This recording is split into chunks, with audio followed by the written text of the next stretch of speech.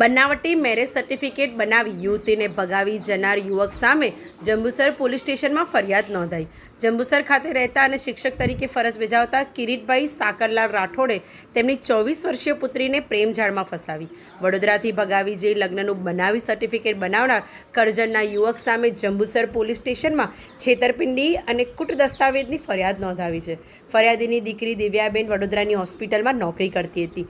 ગત તારીખ 7/5/2026 રોજ તેણે ઘરે ફોન કરીને જણાવેલ કે તેણે કોર્ટ મેરેજ કરી લીધા છે અને તે ઘરેથી 6 તોલા સોનાનો હાર પણ સાથે લઈ ગઈ છે। ત્યારબાદ પરિવારે શોધખોળ હાથ ધરી હતી અને વડોદરા ગોત્રી પોલીસ સ્ટેશન ખાતે ગુમ થવાની ફરિયાદ તથા જંબુસર પોલીસ મથકે અરજી આપી હતી। તપાસ દરમિયાન સામે આવ્યું કે કરજણ તાલુકાના ક્રિયા ગામના ફૈઝલ મજીદ દિવાન નામના યુવકે યુવતીને પ્રેમજાળમાં ફસાવી હતી।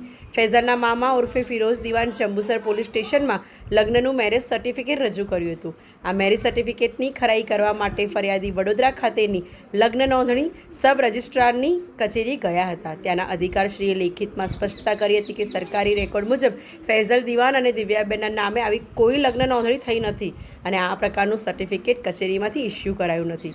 પોલીસે ફરિયાદી કિરીટભાઈ રાઠોડની આક્ષેપવાળી ફરિયાદના આધારે આરોપી ફૈઝલ મજીદ દિવાન સામે BNSની વિવિધ કલમો હેઠળ ગુનો નોંધી આગળની કાયદેસરની તપાસ હાથ ધરી છે।